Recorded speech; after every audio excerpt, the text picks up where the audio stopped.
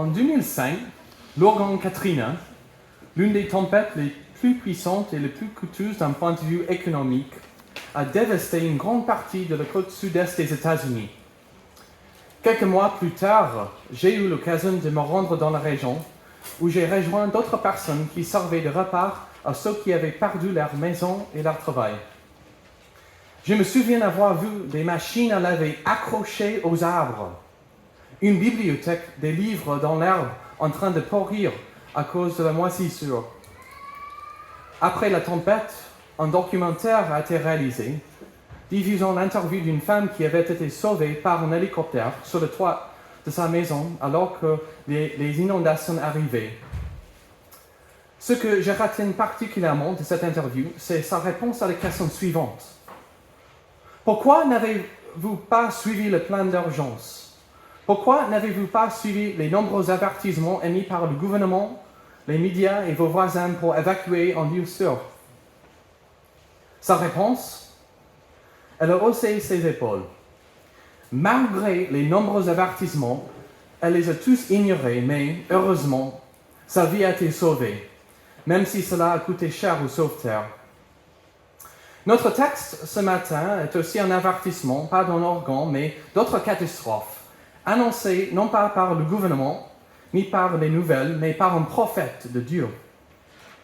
Dans un instant, je vais lire le premier chapitre du livre de Joël, un texte qui explique les désastres que les gens subissaient et qui les avertit d'une plus grande destruction s'ils ne se repentent pas. La repentance consiste à se détourner de ses péchés avec un désir renouvelé d'obéir à Dieu. Bien que le contexte de Joël soit différent du nôtre, le Dieu qui leur a parlé, la tentation qu'ils ont eue d'ignorer Dieu au milieu d'autres priorités et l'importance de la repentance sont des messages qui nous concernent tous. C'est pourquoi je vous invite à prier avec moi pour demander la bénédiction de Dieu alors que nous prenons quelques minutes pour lire sa parole, la comprendre et l'appliquer à nos propres vies. Prions. Notre Père céleste, nous prions les paroles que Samuel a prononcées lui-même. Parle, Éternel, car tes serviteurs écoutent. Nous prions que tu utilises cette occasion pour nous encourager à faire confiance à Christ, à lui obéir et à le louer. Nous prions que nous ne nous laissions pas distraire par toutes nos préoccupations, qu'elles soient importantes ou non, et que nous soyons encouragés à t'obéir, à te louer et à t'aimer de plus en plus. Amen. Je vous invite à ouvrir votre Bible pour la lecture du chapitre 1 de Joël. Je lis depuis la traduction La Colombe.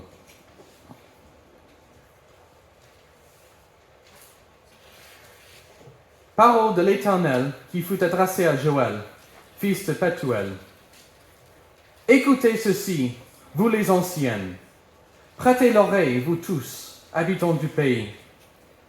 Cela s'est-il passé de votre temps, ou même du temps de vos pères? Racontez-le à vos fils, et que vos fils le racontent à leurs fils, et leurs fils à la génération suivante. Ce qu'a laissé la chenille, la sauterelle l'a dévoré. Ce qu'a laissé la sauterelle, le grillon l'a dévoré. Ce qu'a laissé le grillon, le criquet l'a dévoré.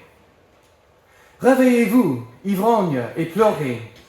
Vous tous, buveurs de vin, lamentez-vous parce que le jus de raisin vous est enlevé de la bouche. Car une nation est montée contre mon pays, puissante et innombrable. Elle a les dents d'un lion, les mâchoires d'une lionne. Elle a fait une désolation de ma vigne. Elle s'est acharnée sur mon figuier. Elle a complètement dépouillé, abattu. Les pampres de la vigne ont blanchi. Plains-toi comme la vierge qui se réveille dans le sac pour pleurer l'époux de sa jeunesse. Offrandes et libations ont disparu de la maison de l'Éternel. Les sacrificateurs qui sont au service de l'Éternel sont dans le deuil. Les champs sont saccagés. Le sol est dans le deuil, car les blés sont ravagés, le vin nouveau est épuisé, l'huile est desséchée. Les laboureurs sont épuisés, les vignerons se lamentent au sujet des froment et de l'orge, parce que la moisson de champ est perdue. La vigne est épuisée, le figuier est desséché, le grenadier comme le palmier et le pommier. Tous les arbres de champ sont secs, la gaieté est tarie pour les humains. Sacrificateurs, revêtez-vous des sacs et soyez dans le deuil. Lamentez-vous, vous qui êtes au service de l'autel. Venez, passez la nuit revêtus de sacs, vous qui êtes au service de mon Dieu. Car offrant des libations font défaut à la maison de votre Dieu. Consacrez un jeûne, proclamez une cérémonie, assemblez les anciens, tous les habitants du pays, dans la maison de l'Éternel, votre Dieu, et appelez l'Éternel au secours. Ah, quel jour! Car le jour de l'Éternel est proche. Il vient comme un ravage de Tout-Puissant. Devant nos yeux, la nourriture est retranchée, ainsi que la joie et l'allégresse de la maison de notre Dieu. Les semences sont séchées sous les mottes, les greniers sont vidés, les magasins sont en ruine, car le blé est épuisé. Comme les bêtes gémissent, le troupeau de gros bétail sont errants, parce qu'ils n'ont point de pâture. Et même les troupeaux de petits bétail sont punis. C'est vers toi, Éternel, que je crie. Car le feu a dévoré les pâturages du désert, et les flammes a brûlé tous les arbres de champ. Les bêtes des champs soupirent aussi vers toi, car les courants d'eau sont secs, et le feu a dévoré les pâturages du désert. L'herbe sèche, la fleur tombe, mais la parole de notre Dieu subsiste éternellement. Comme il s'agit du premier chapitre du livre de Joël, il convient de situer le livre dans son contexte. En bref, le contexte du livre de Joël est que les gens ignoraient Dieu. Le message de Joël était d'exhorter le peuple à ne pas ignorer Dieu, comme vous et moi pourrions être tentés de le faire aujourd'hui, mais à revenir à lui par la repentance et la prière. L'idée principale du texte, c'est que Dieu nous a tous créés pour que nous l'adorions. Il envoie le jugement pour punir le péché et il est aussi plein de grâce et pardonne à ceux qui se repentent. Le premier verset de Joël ne nous donne pas beaucoup de détails, bien que les commentateurs suggèrent qu'en raison des avertissements contenus dans le livre, Joël a écrit au peuple avant l'invasion de l'ennemi babylonien. Au 7e siècle avant Jésus-Christ, il y avait un empire très puissant qui s'appelait l'empire babylonien et qui menaçait d'envahir le territoire d'Israël. En d'autres termes, Dieu a envoyé son prophète Joël pour avertir le peuple de l'armée ennemie qui allait envahir. Pourquoi y avait-il une menace d'invasion ennemie? Pourquoi Dieu permettrait-il que cela arrive à son peuple? Les avertissements que nous trouvons dans Joël ne sont pas les résultats du hasard, mais sont à bien des égards une répétition de ce qui a été dit bien plus tôt dans l'histoire d'Israël. Au début de la Bible, nous lisons l'histoire du grand chef Moïse, que Dieu a désigné pour libérer son peuple de l'Égypte. Dieu a fait alliance avec le peuple et lui a donné sa loi, promettant des bénédictions en cas d'obéissance et les malédictions en cas de désobéissance. Comme nous le disons de nos jours, nos actes ont des conséquences. Dieu a promis la bénédiction si le peuple lui obéissait, ainsi qu'à ses commandements, et la malédiction en cas de désobéissance. Cela est clairement établi dans le livre de Deutéronome au chapitre 27 et 28. On peut considérer Joël chapitre 1 comme un rappel plein de grâce qui exhorte à la prière et à la repentance, des menaces que l'on trouve dans le Deutéronome en cas de négligence à l'égard de Dieu et de son culte. Les commentateurs ont noté en fait que Joël a utilisé des mots et des phrases des livres de l'Exode et de Deutéronome. En d'autres termes, le livre de Joël rappelle au peuple qui négligeait Dieu et poursuivait d'autres priorités, ce que Dieu lui avait déjà dit auparavant, qu'il y aurait des conséquences à leur désobéissance et à leur ignorance. Pour nous aujourd'hui, il ne s'agit pas seulement d'une information superficielle, mais cela devrait nous rappeler que la parole de Dieu ne change pas. Cela inclut sa loi juste et aussi ses promesses de nous pardonner. Un dernier point d'introduction. Le livre de Joël est crucial dans l'histoire de la Bible. Depuis le début de la Bible, Dieu a prévu d'envoyer un sauveur, Jésus-Christ, afin de pardonner aux pécheurs. Et le livre de Joël joue un rôle important dans l'accomplissement de ce plan. Depuis quelques semaines, même mois maintenant, Charline, ma femme, et moi sommes en train de réaliser un puzzle. Nous devons assembler 1000 pièces pour voir la belle illustration apparaître. Chaque pièce du puzzle fait partie de la grande image. Le livre de Joël est bien sûr une pièce du puzzle, et c'est une pièce importante du puzzle dans le plan de Dieu. Voilà le contexte, et nous allons maintenant parler du texte. Il y a 3 parties du chapitre 1. Premièrement, le jugement exige une réponse. C'est versets 2 à 14. Deuxièmement, le jugement anticipe le grand jour de Dieu, à partir de verset 15 jusqu'au verset 18. Et troisièmement, le jugement devrait nous conduire à la repentance et à la prière. Versets 19 et 20. Voici la première partie. Le jugement exige une réponse. Comme vous l'avez entendu lors de la lecture de ce texte, le premier chapitre de Joël contient beaucoup de jugements et des menaces de jugement. Le mot jugement est certainement l'un des mots qui nous met le plus mal à l'aise. Peut-être qu'à la lecture de ces versets, vous vous êtes dit « ce n'est pas encore urgent » ou « cela me met mal à l'aise ».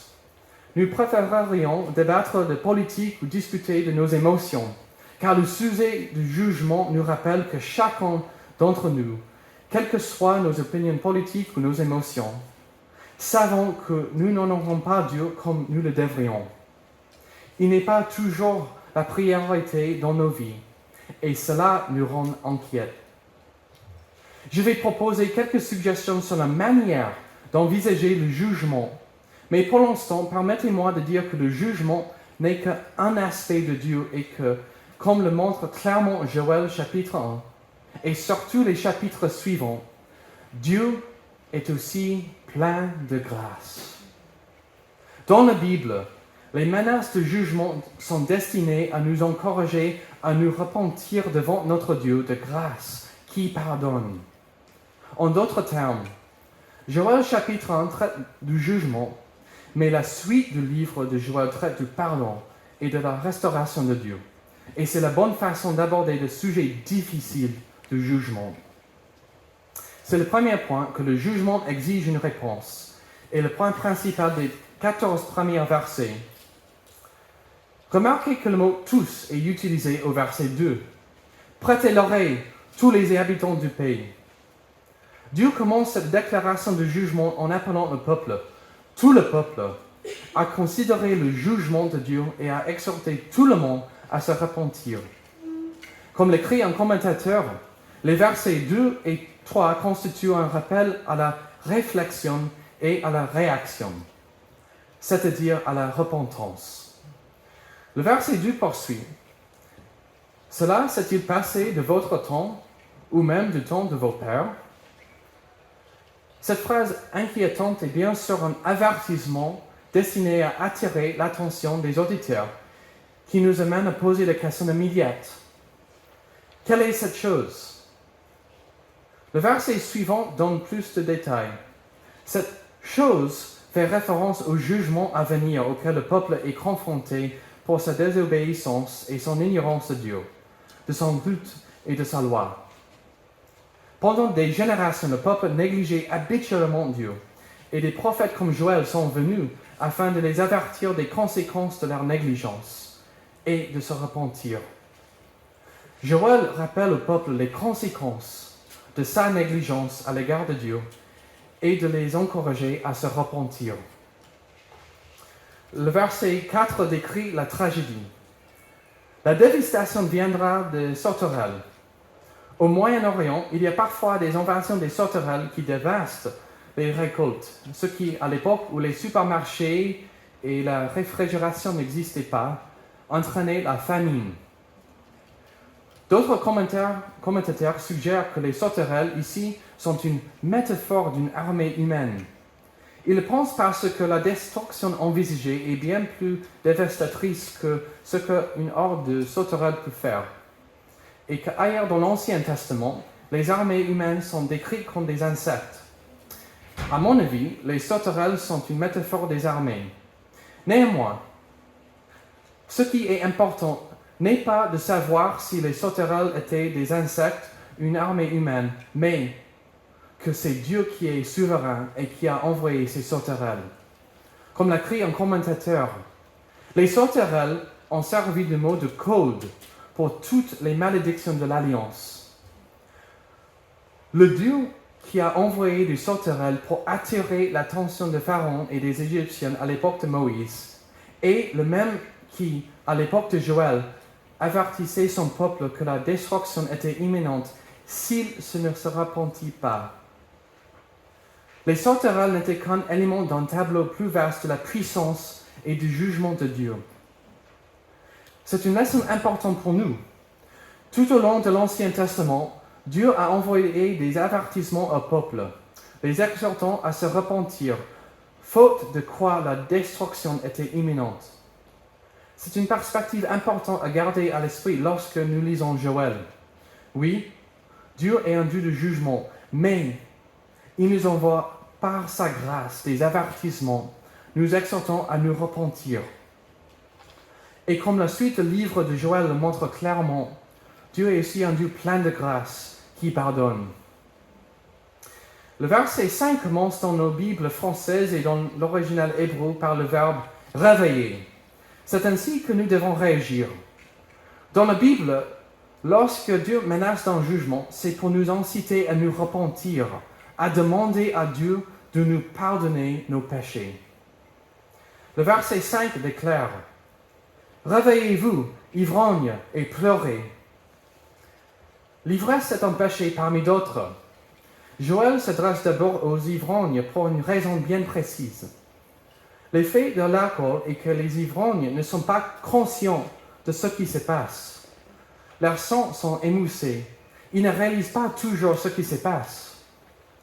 C'est une métaphore pour les gens de l'époque de Joël. Ils ignoraient Dieu, ses commandements et son culte. Et ils n'étaient tout simplement pas conscients des conséquences à venir à leur négligence à l'égard de Dieu. Même ici, cependant, nous voyons la bonté de Dieu, car ils sont appelés à pleurer, ou en d'autres termes, à exprimer leur chagrin pour leur négligence. Dieu leur offre, comme à vous et à moi, l'occasion de nous repentir. Ce verset 5 se termine par ces mots, « Car il est retranché de ta bouche », ce qui indique que le vin sera enlevé au peuple. Il n'y aura plus de joie avec la destruction d'Israël. Joël introduit ici une vérité qui nous concerne aujourd'hui.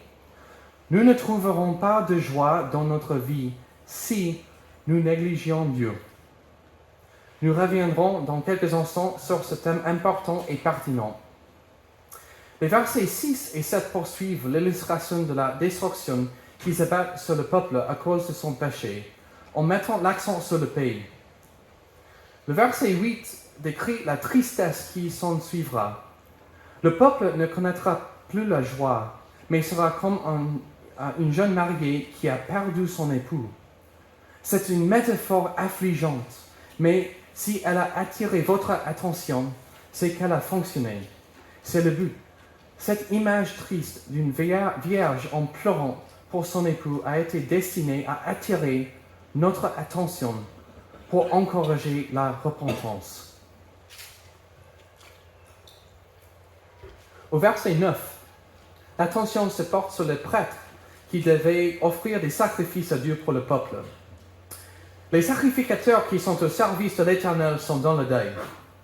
Concernant ce verset, je cite un commentateur. Les Israélites avaient reçu l'ordre d'apporter leur offrande au Seigneur dans la plénitude de la joie. Mais maintenant, le peuple ne peut pas se réjouir car il n'y a rien à lui sacrifier. Les prêtres doivent se rejoindre au deuil du peuple de Dieu parce qu'ils ne peuvent pas adorer le Seigneur avec la plénitude des offrandes qu'il mérite.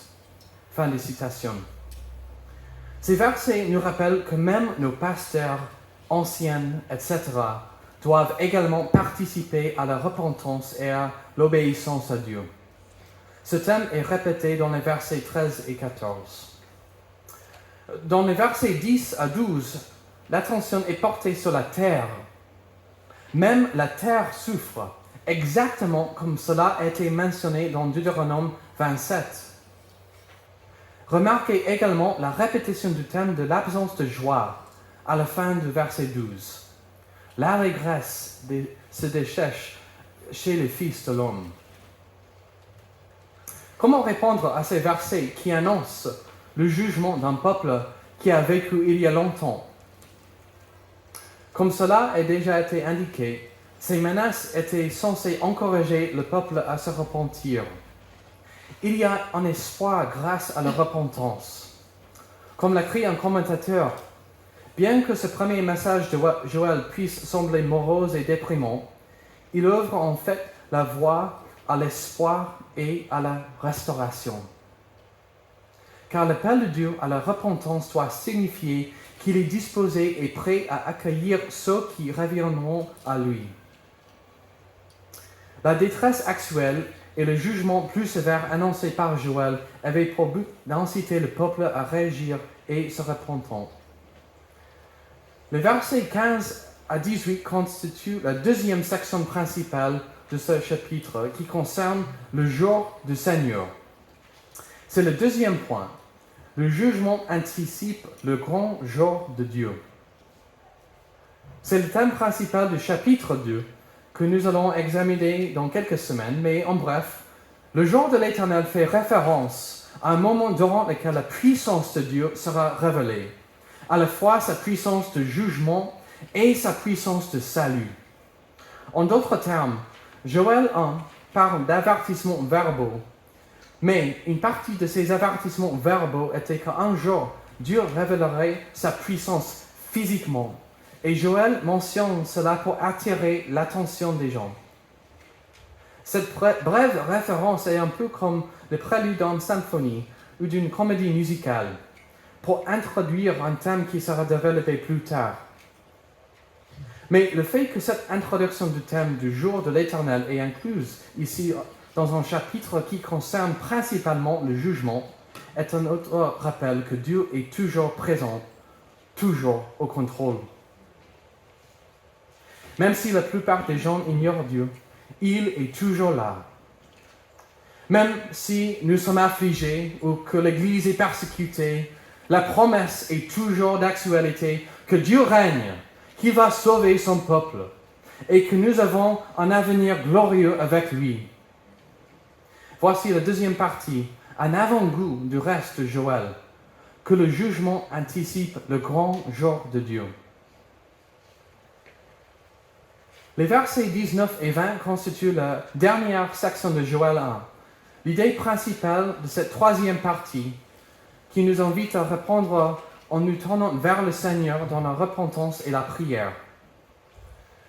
Le verset 19 est peut-être le plus important du chapitre.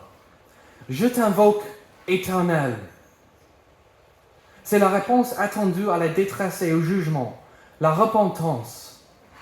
Les menaces du chapitre 1 sont des mauvais augures. Joël annonce que les problèmes que le peuple rencontre à cause de leur négligence devant Dieu, l'absence de joie, la manque de nourriture, les mauvaises récoltes, sont un avant-goût de ce qui va se passer au jour du Seigneur. Mais il les exhorte à se repentir et à se tourner vers Dieu. « C'est vers toi, Éternel, que je crie. » Ce thème de la repentance en tant que réponse au jugement est aussi indiqué par les verbes des versets 5, 8, 13 et 14. Commençons chacun par des verbes qui exhortent le peuple à se repentir. Son intention en tant que prophète, c'est-à-dire messager de Dieu, était d'exhorter le peuple à se repentir de leurs péchés et à se tourner vers l'Éternel. Les prophètes auxquels le peuple était confronté étaient entièrement dus à leurs propres péchés. qui consistait à négliger Dieu et sa parole. Autrement dit, le péché a des conséquences. À l'époque de Joël comme aujourd'hui, le péché ne nous apportera pas la joie que nous recherchons, mais conduit seulement à la misère. Mais ce n'est pas la seule option. Tout au long de ce chapitre, il y a des appels à se repentir. Nous pouvons toujours nous repentir. Je suis conscient que ce texte est plein de détails et d'images qui ne font pas partie de nos vies quotidiennes ou de notre vocabulaire typique. Mais il contient des vérités intemporelles et des applications pertinentes pour nous aujourd'hui. Comment devrions-nous penser et répondre à Joël chapitre 1 en vivant en l'an 2023? Tout d'abord, comme je l'ai mentionné, ce chapitre nous rappelle que nous ne trouverons pas la joie que nous recherchons, la joie qui dure dans le péché. Ignorer Dieu, se rebeller contre lui, ne mène qu'à la misère. Comme l'a dit un prédicateur, Dieu peut vous enlever votre joie afin de vous ramener à lui. Ce livre nous rappelle les conséquences du péché, mais aussi que Dieu est un Dieu qui répond à notre repentance. Verset 19, « Je t'invoque, ô Éternel ». Deuxièmement, Joël utilise un langage choquant pour attirer l'attention du peuple. De la même manière, dans le Nouveau Testament, Jésus a également parlé du jugement, et il a fait sous une forme d'avertissement. Joël et Jésus utilisent parfois un langage sévère afin d'attirer notre attention. Nous exhortons à nous repentir. Il s'agit d'un message pertinent pour nous. Ne soyons pas trop occupés et distraits au point d'oublier Dieu.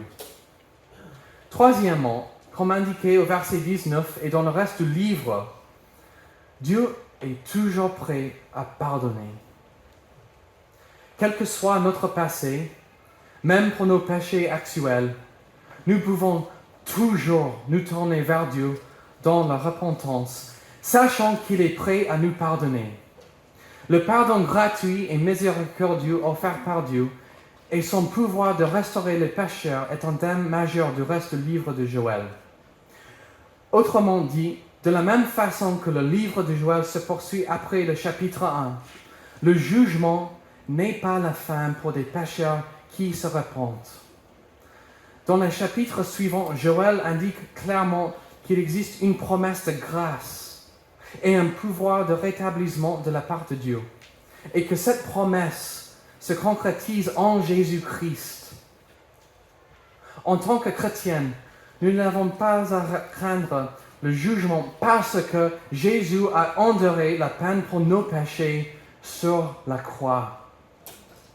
On entre au bénéfice de cette œuvre de grâce, au bénéfice du pardon de Dieu, quand on place toute sa confiance en Jésus-Christ, quand on se repose sur lui en croyant à ses promesses.